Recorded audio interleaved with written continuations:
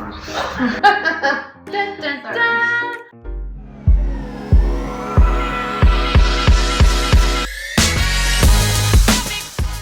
Valuable insight into a candid student's brain. So IB's done a really good thing in that sense. You clean your bedroom a lot. Yeah. And there's a lot of extra essays, like IAs and TOK essays, EE. Did you ever regret it? Well, I don't think anyone thinks it's. If you're not in the mood for it, you should still study. If you're tired, you should still study. Apparently, it's harder than university. Oh, you have to do it all the time. Day. Yeah. You're like, I don't want to do this essay. How brutal is the extended essay? Well, I'm glad that I'm done with it. So, coffee or energy drink? It's going to be energy drinks. Energy drinks. Yeah. Good advice, good advice. Most dramatic IB meltdown moment? I didn't know what I wanted to do. Yeah. There's a little bit. There was a meltdown on that day, definitely. What's your go-to procrastination technique? Well, I know this one. Mine's a funny one. I get way too distracted. Would you do it again? No. It is worth it though. I've got senior week coming up, graduation, leavers, trip. Yeah, and you've made some amazing friends, haven't you? You can say that. We won't need to beat that up. I'm answering for you and I should be. You don't swear. Shout out! Yeah. It's meant to be rapid. We won't name the brand. So you really have to find the balance. Control free, has to be clean, has to be organised. OCD! Yeah. Because I don't want to keep you from studying for your exams. Oh, there's a cat. Okay. Oh. Welcome to the sofa sessions. This is where I interview IB students and parents of IB students and talk about the realities of the IB. Is it really a horror story? We're going to get some honest, candid answers today with the hot fire round from Lola. Lola's just finishing her final run in the IB Diploma. Your exams start End of April. End of April. So Lola's just finished her mocks and about to start her exam. So it's literally the final countdown. So be honest, on a scale of 1 to 10, how intense is IB exam season really?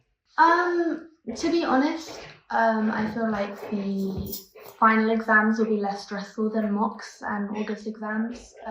Just because you don't have the IAs and all the other deadlines that are due. And you can focus purely on the exams. Yeah. Less stress. Yeah, it is stressful, but it is your typical exam schedule. Yeah. It's typical exams. Yeah. Okay, so let's move on to the next one. What's the biggest, oh wow, this is different moment that you had compared to friends doing A-levels? Well, the fact that I still had to do Spanish and English and maths, which I was looking forward to finishing. Yeah. So GCSE. It's six subjects instead of 3 subjects, isn't it? Yeah, so it's a lot broader. Yeah. And there's a lot of extra essays, like I said, IAs and TOK essays, EE. That does add to the stress, but yeah, but it does broaden your options, doesn't it, for university? If IB were a personality type, what would it be? It's got to be type A. Type A? What's type A personality type? Control free, has to be clean, has to be organised. OCD? Yeah. Okay, so what's the most sleep deprived week you've had and why? Maybe, I take art. Yeah. So maybe the week leading up to that exam, as many art students might also do, I leave it to the last minute. Yeah. Procrastination? Yeah. That and maybe the lead up towards my EE. So a lot of energy drinks. Yeah. A lot of caffeine. A lot of procrastination. Yeah. And then those are all-nighters. Yes. Yeah. But you got them done. Yeah. You got them done. So maybe time management was a skill that you should be working on. Okay, so IB versus A-levels. Why did you choose IB over A-levels? Did you ever regret it? Well, I didn't know what I wanted to do when, like, in the future when I started the IB, so I thought that the more reasonable thing would be to take a course that would broaden all my horizons and let me have more options when I go to university. Yeah. So the 6 subjects instead of the 3. so you're not streamlined and you can do one thing with another. Yeah, that's a great idea. What do IB students do that A-level students don't? Well, the extended essay. Extended essays. So you've got the internal assessments. Internal assessments, which is in every subject. Yeah. A TOK, which is something that I'm not particularly fond of. A theory of knowledge. But then that's more of a philosophical way of looking at the world and thinking about answering questions in a different open-minded manner. Yeah. With different bits of information. Yeah.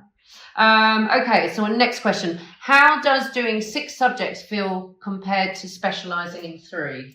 Well, as I said before, it's helped me to figure out what I want to do with my life and what I want to do in university. True. Although I was not happy about taking math and Spanish again, it has made me improve in that. So. Yeah, and I guess you're not going to go on and use maths, but your levels of understanding has progressed from GCSE into an even further deeper sense of understanding it. So it's not going to hold you back if math tests come up at university. Okay, the real IB experience. What's been harder, the content or the time management? Am I allowed to say both? Well, it's honesty. Yeah, I mean, you know me as my mum, that I do struggle with time management. Yeah, that's not your strong point. And although with IB, the content doesn't go as deep as it does with A-levels, there is still a lot of it.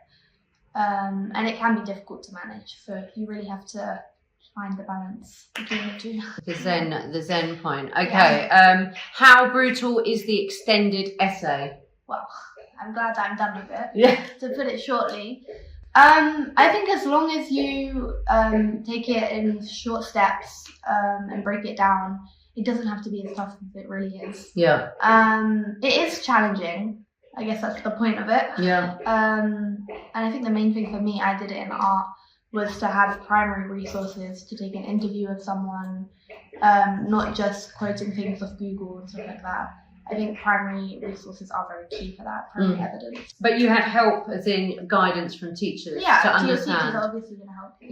Yeah. So you went on your own. Okay, most dramatic IB meltdown moment. I think every day is a dramatic. You think, well, what about you just finished? So Lola finished her mocks, her January mocks, which are the mocks before the finals. Where you were studying non-stop for 6 weeks, the 4-week holiday over Christmas. On holiday, study, came back, did the mocks, felt she aced them, and then the first thing you got on the Monday morning was three IA deadlines due in 4 days' time. So there's a lot of there was a meltdown on that day, definitely. In mocks in general, though, I think it's important not to cram, because that's not going to help you in the final exams, but to take your time with the content. If you can't finish everything, it's not the end of the world, because it is a mock. It doesn't go towards anything. But it is great practice for planning your revision, planning your routine, and getting into the flow of how you're going to manage the final exams. Yeah, good advice. Right, so coffee or energy drinks? What's fueling exam season? It's going to be energy drinks. Yeah, definitely. We won't name the brand. What's your go-to procrastination technique? Well, I know this one. Mine's a funny one. I do like to clean whenever I don't want to do something, because it still feels productive. This is the time when Lola changed from dirty bedroom teenager to clean and aesthetically pleasing teenager. Yeah. So IB's done a really good thing in that sense. You clean your bedroom a lot. Cleaning just because it feels productive still. Definitely baking or working out. Things that still feel productive but aren't actually doing what I need to do. No. How many times can you make muffins in one night? Okay, if IB were a movie genre, what would it be?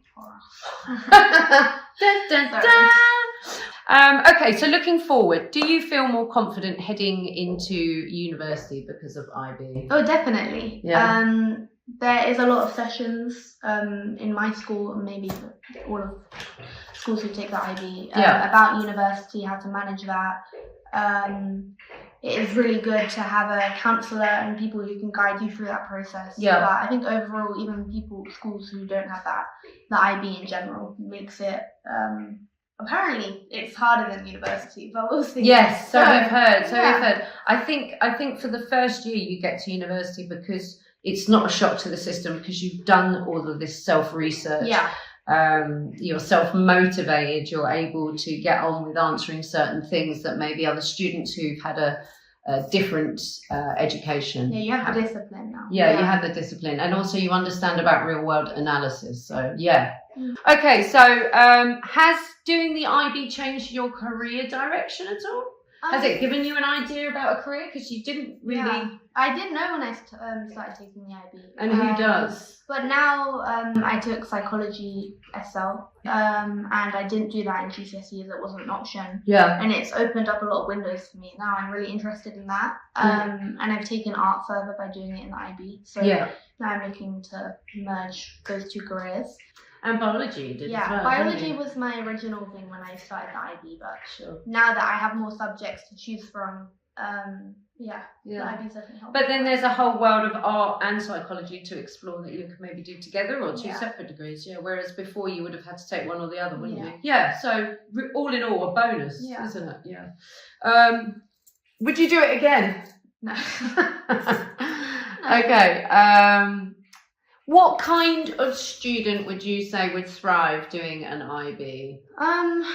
Someone who chooses discipline over motivation.